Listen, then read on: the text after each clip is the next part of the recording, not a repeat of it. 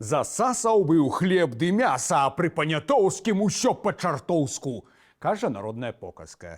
Пра панятоўскага караля Стася яшчэ неяк пагаворым, пішыце ў каментарах, калі цікава. А што там з сасамі? Гэта больш за 60 год панавання на троне Рэчы Паспалітай саксонскай дынастыі Вітынаў, Аўгуста II і Аўгуста III.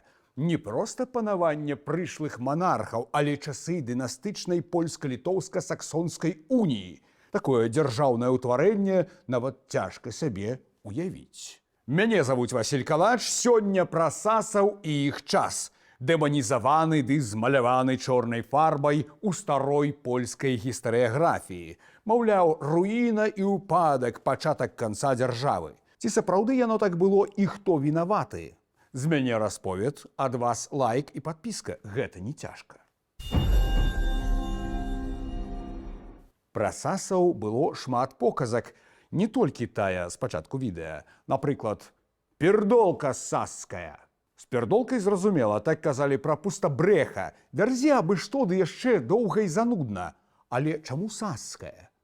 Бо так называлі каралеўскіх чыноўнікаў з эпохі, якія вельмі доўга зачытвалі бюракратычныя дакументы. Ці вось, ад сасу да лясу. Нешта пра лес? Не зусім. Тут ужо пра Аўгуста II Саса ды яго апанента Ляшчынскага. Панове змагаліся за дзяржаўны трон, а шляхта часцяком перабегала з аднаго лагеру ў другі туды-сюды. Нагадаем, што манархі ў Рэчы Паспалітай былі выбарныя, таму пасля смерці Яна Сабескага прэтэндэнтаў было некалькі. Саксонец Аўгуст Вітын, француз Людовік Бурбон де Конці ды Якуб Сабескі. Першыя два асноўныя. Шмат пісалі, што Аўгуста на трон пасадзілі маскавіты, але тыя яшчэ не мелі падобных магчымасцяў, нават каб хацелі. Так, на элекцыі 1697 каралямі аб'явілі і француза, і саксонца, але Аўгуст урэшце перамог. Гэта быў дужы фізічна чалавек, адсюль і прыдомак Аўгуст моцны. Кажуць, падковы гнуў, ды першасна бачыў сябе вайскоўцам.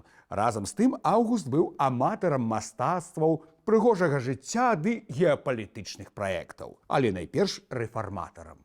Яго праект «Як зрабіць з Рэчы Паспалітай квітнеючы край, які паважаюць суседзі» можна назваць пакетам рэформаў свайго часу. Гэта, канешне, была бомба. Тут здаўна свой уклад жыцця, шляхецкія вольнасці, алігархія, карупцыя, а тут некі саксонец улазіць? Што? Гэта адразу нарадзіла апазіцыю і такі сабе халадок. Далей была шведская авантура, больш вядомая як паўночная вайна. Аўгуст пачаў яе менавіта як саксонскі электар ды зацягнуў Рэч Паспалітую ў гэтую марную справу. Шмат хто цалкам справядліва задаваўся пытаннем: дзе інтарэс Саксоніі, а дзе наш? Калі з той Саксоніяй у нас нават няма агульнай мяжы. Тым больш Сас выбраў сабе ў саюзнікі Масковію Пятра I, гістарычнага ворага. Акурат Масковія зняла ўсе вяршкі з той вайны, а ў нас, асабліва калі казаць пра ВКЛ, вынікам стала татальнае спусташэнне ды магілы. Шведскія, сасскія, так у народзе казалі. Край пераўтварыўся ў трупярню. А далей быў так званы нямы сойм 1717 году. Нібыта ніхто і не выказваўся. Насамрэч гэта гістарычны міф, бо на тым сойме сварыліся, крычалі, выступалі, было горача. Сэнс быў у тым, каб нармалізаваць краіну, адвесці ад стану грамадзянскай вайны, рэфармаваць.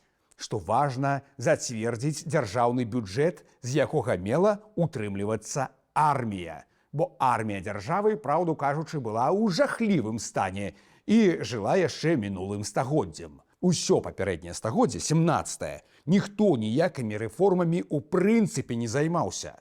Але ўжо пра 1720-е гады гісторыкі пішуць як пра змарнаваныя. Маўляў, Аўгуст самавыдаліўся з міжнароднай палітыкі і думаў толькі пра тое, як зрабіць сына наступным каралём. Не зусім так. Аўгуст усё ж спрабаваў вырваць альянс Саксоніі і Рэчы Паспалітай з міжнароднай ізаляцыі. Але гэта ж не была абсалютная манархія. Таму на соймах 1720-30-х дамінавалі інтарэсы Расіі, Прусіі ды Францыі праз подкупы ды інтрыгі. А сам кароль нават не мог прыняць аніякага геапалітычнага рашэння. Шляхецкая дэмакратыя аказалася пасткай. А калі хочаце больш ведаць пра шляхецкую дэмакратыю, напішыце ў каментарах. Абавязкова распавядзем. Па выніку, праз шматгадовыя праблемы з цукровіцай у караля пайшла гангрэна, ды ў 1733 годзе першы з вітынаў на нашым троне памёр, так і не паспеўшы зрэалізаваць задуманае. Пазней пра Аўгуста пісалі, што той меў шмат каханак ды 365 дзяцей на кожны дзень году. Жанчынам ён сапраўды падабаўся, а сваю жонку, Хрысціну, пакінуў у Саксоніі. Трэба ж неяк даваць рады. Яшчэ любіў выпіць, прычым перапіваў усіх, нават вядомага алкаголіка Пятра I. У 1698 у Раве на перамовах Пётр па некалькіх гадзінах зваліўся пад стол, а Аўгуст, хістаючыся, пайшоў на ўласных нагах спаць. Але гэта лірыка.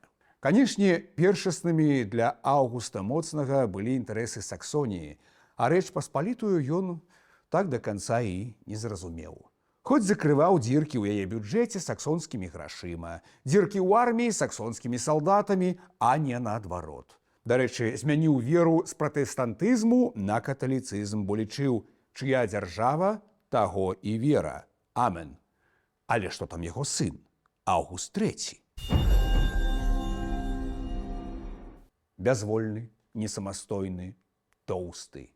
Чаго толькі не пісалі пра Аўгуста III, чарговага саса на троне Рэчы Паспалітай.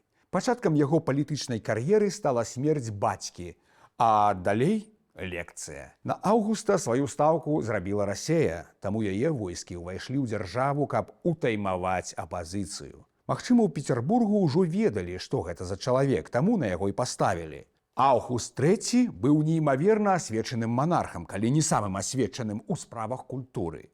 Балет, опера, тэатр, архітэктура, жывапіс – вось гэта была яго стыхія. Нездарма ў юнацтве шмат падарожнічаў па Італіі, а пасля натхняўся французскім Версалем. Каралеўскі двор выглядаў ужо па-іншаму, па-еўрапейску, без п'янак, абжэрства. Дарэчы, новы замак у Гародні – гэта акурат тая эпоха, зусім новая ў нашым краі архітэктурная школа. Пішуць, што Аўгуст быў чалавекам працавітым, удумлівым. Ок, але на гэтым плюсы, напэўна, і скончваюцца. Аўгуст хацеў працягваць рэфарматарскую лінію бацькі, але было ўжо позна. Уплывы на месцах дзялілі між сабой алігархі-магнаты. Патоцкія, чартарыйскія, сангушкі ды іншыя. Каралеўская ўлада была паралізавана інтрыгамі ў сойме, за якімі стаялі трэція дзяржавы. Напрыклад, сойм у Гародні 1744, на які ускладаліся вялікія надзеі ў пляне рэформаў, быў наўпрост сарваны. Чыя работа? Вядома, расейская. Тое самае ў 1746 ды 48 годах.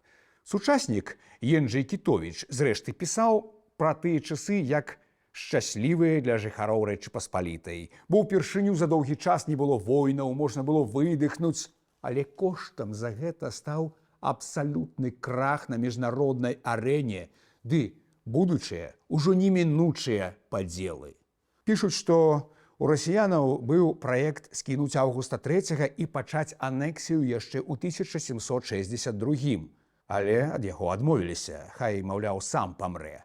Так і сталася. Апошні сас памёр у 1763 у стане дэпрэсіі, незадоўга перад гэтым падпісаўшы ганебны для яго роднай Саксоніі мір у Дрэздене.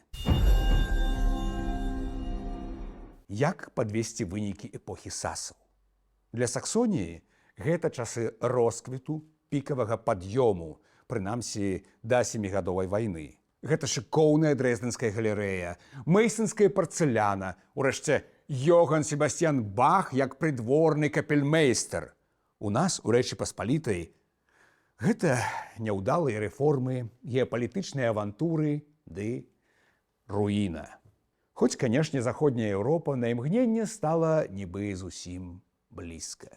Доўгі час польскія гісторыкі вінавацілі ва ўсіх бедах персанальна сасаў, абодвух. Але калі прыглядзецца, то руіна пачалася значна раней, яшчэ ў 17 стагоддзі. А вось рэформы 18 стагоддзя і стварэнне моцнай дзяржавы зрываў увесь час адзін гулец – Расея. Наўпрост расейскай зброяй на гэты перыяд стала не толькі войска, сколькі дыпламатыя, подкупы, карупцыйныя схемы. Ці змог бы нехта іншы, будучы на месцы сасаў, павярнуць кола гісторыі па-іншаму? Я не ведаю. А вы як думаеце? Пішыце ў каментарах. На сёння ўсё. За лайкі, падпіскі, данаты. Чалом б'ю. Гонар і годнасць!